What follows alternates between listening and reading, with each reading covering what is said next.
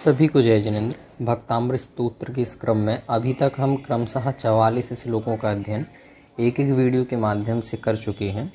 आज हम 45वें नंबर के श्लोक का उच्चारण एवं इसका भावार्थ देखेंगे। तो सर्वप्रथम इसका उच्चारण करते हैं। उद्भूत भीषण जलोदर भार भुक्नाः शोच्यां दशामुपगताश्च्युत जीविताशाः त्वत्पाद पंकजरजोमृत दिग्धदेहा मर्त्या भवन्ति मकरध्वज तुल्य रूपाः। तो देखिए क्या कह रहे हैं। तो सबसे पहले का उद्भूत यानी इसका पूरा भावार्थ यही है कि भगवान जो आपकी शरण लेता है उसे कितना ही विशाल रोग हो जाए वो दूर हो जाता है जिसका आप पर श्रद्धान है। तो क्या कह रहे हैं, उद्भूत यानी उत्पन्न हुआ है, उद्भूत हुआ है। भीषण जलोदर, भीषण का मतलब होता है भयंकर, भयंकर जलोदर रोग है ना। तो भीषण जलोदर यानी भीषण जलोदर रोग जिसको उत्पन्न हुआ है इस कारण से उसका भार भोगना। भार भोगना मतलब अब ये जो जलोदर रोग हुआ उसके कारण जो भार हुआ अथवा वजन हुआ उससे भार भोगना यानी जो उसका शरीर है वो क्या हो गया है, झुक गया है ना। तो उद्भूत यानी उत्पन्न हुआ है भीषण जलोदर यानी भयंकर जलोदर रोग जिससे भार भोगना यानी झुक गया है उसका देह अथवा शरीर। और शोच्याम दशाम उपगतः, और उसकी जो स्थिति है वो शोच्याम दशाम यानी शोच्या मतलब विचारणीय स्थिति में पहुंच चुका है वो। शोच्याम यानी विचारणीय, दशाम उपगताः यानी वो ऐसी स्थिति में पहुंच गया कि बड़ा विचारणीय है कि भाई क्या किया जाए ऐसी परिस्थिति में। फिर कहते हैं इसके अंदर के दशाम उपगताः, इसके अंदर कहते हैं च्युत जीविताशाः। च्युत का मतलब अब च्युत का मतलब इसने छोड़ दी है, जीविताशा यानी जीने की इच्छा। अब ऐसा हुआ तो भाई इतनी विचारणीय स्थिति बनी तो च्युत जीविताशा जिसने जीने की इच्छा छोड़ दी है।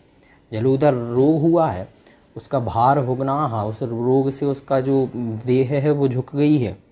और वो ऐसा भक्त भी जिसने जीने की इच्छा छोड़ दी वो भी तत्पाद पंकज यानी आपके पाद पंकज यानी आपके चरण कमल, रजोमृत, रज का मतलब होता है धूली, तो रजोमृत यानी आपके तत्पाद पंकज आपके चरण कमल के रजोमृत यानी रज रूपी अमृत तथा अमृत रूपी जो रज है, क्योंकि आपकी जो चरण धूली है वो अमृत के समान है तो इसीलिए कहा अमृत रूपी जो रज है। दिग्ध देहा, दिग्ध देहा मतलब जिसने अपनी देह में लेपन कर लिया आपके चरणों की उस धूली का भी लेपन कर लिया वो मर्त्या यानी मर्त्या। मर्त्या का मतलब होता है कि वह क्या हो गया है, एक प्रकार से मर्त्या यानी मनुष्य, वह मनुष्य, मर्त्या यानी वह मनुष्य।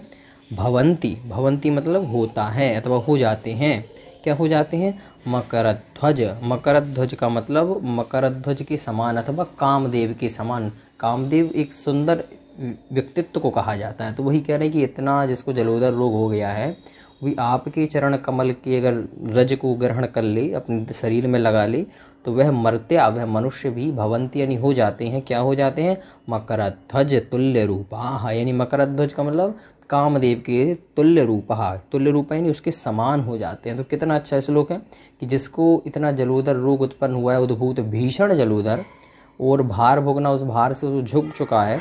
सोच्याम दशामुपगता विचारणीय स्थिति को पहुंच गया है वो भी जिसने च्युत जीविताशा जीने की इच्छा छोड़ दी हो, वह भी तदपाद पंकज रजोमृत आपके चरण कमल रूप, जो आपके चरण कमल हैं उनकी रज जिसको प्राप्त हो गई है अथवा जिसने अपने शरीर में लेपन कर लिया है वह मर्त्या भवंती, वह मनुष्य भी क्या हो जाता है, मकरध्वज तुल्य रूपा यानी वह भी कामदेव के समान सुंदर हो जाता है। इसका संपूर्ण भावार्थ देखिए।